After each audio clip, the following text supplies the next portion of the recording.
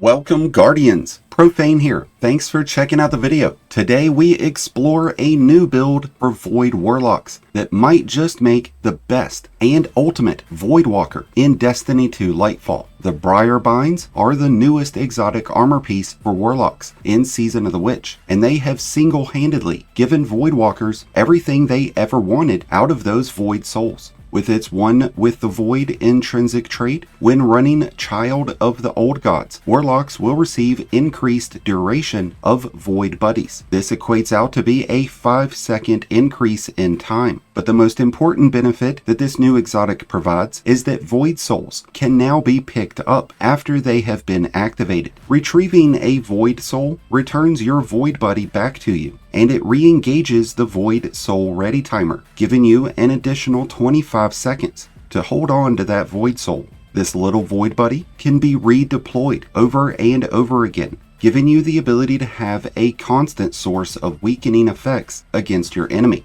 Child of the Old Gods provides a 15% weakening effect against any enemy it targets, giving you a huge advantage against any combatant that you're facing. With Briarbinds equipped, Void Souls will deal bonus damage after each final blow of an enemy who was affected by the Void Soul. This can stack up to a 100% bonus in damage. But if you are using the Void Soul for health regeneration, you'll see up to a 66% increase in the health gains instead. What I'm most impressed with is the fact that these Void Souls also gain increased targeting when using the Briarbinds. Enhanced tracking isn't a listed feature, but I've seen these things jet across an entire room, zigzag and bob and weave, just to get to the next enemy, whereas before, they were kinda slow and sluggish and just didn't react very well to enemies. Since Briarbinds allows you to retrieve your Void Soul and extend its lifespan,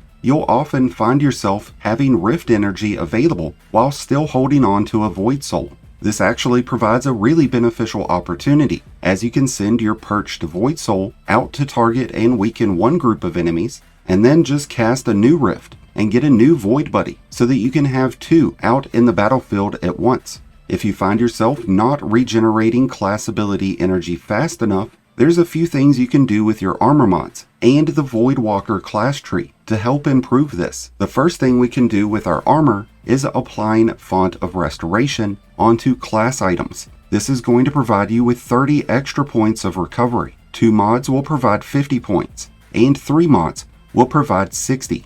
If the base stats of your recovery are low, Font of Restoration will certainly be a big help.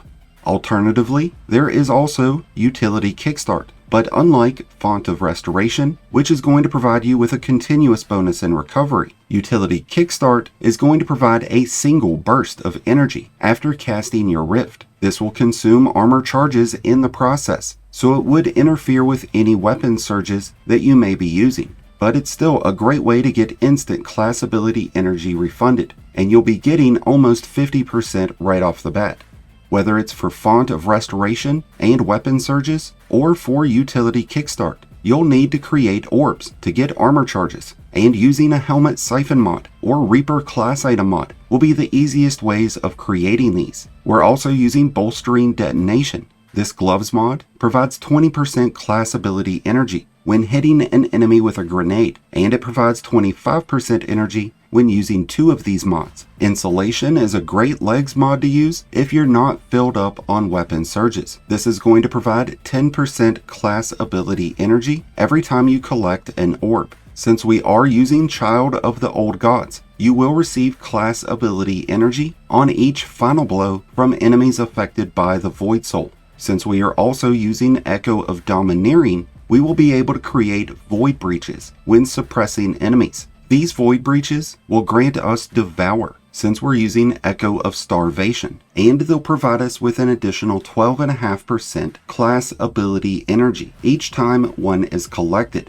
Alternatively, if you're not using suppression abilities, Echo of Harvest can provide Void Breaches. Since we want to maintain a constant supply of weakening effects, we are also going with Echo of Undermining to give our grenades weakening effects, and we're using Echo of Instability, which is going to grant Void Weapons volatile rounds after defeating enemies with our grenades. Child of the Old Gods will only apply a 15% weakening debuff against our enemies, but when these Void Buddies get paired up with the Tractor Cannon, the 30% weakening effect can actually carry over from the Tractor Cannon onto any active Void Buddies, giving you that much more of an advantage against your enemies. If you really want to bump up those damage numbers, try utilizing triple weapon surge mods so that you can receive a full 22% bonus in void weapon damage to go on top of that 30% weakening effect. Since everything's going to be weakened by either a 15 or a 30% weakening debuff, running void weapons with Repulsor Brace will give you a great boost in survivability, as you'll gain an overshield when defeating enemies who are under weakening effects.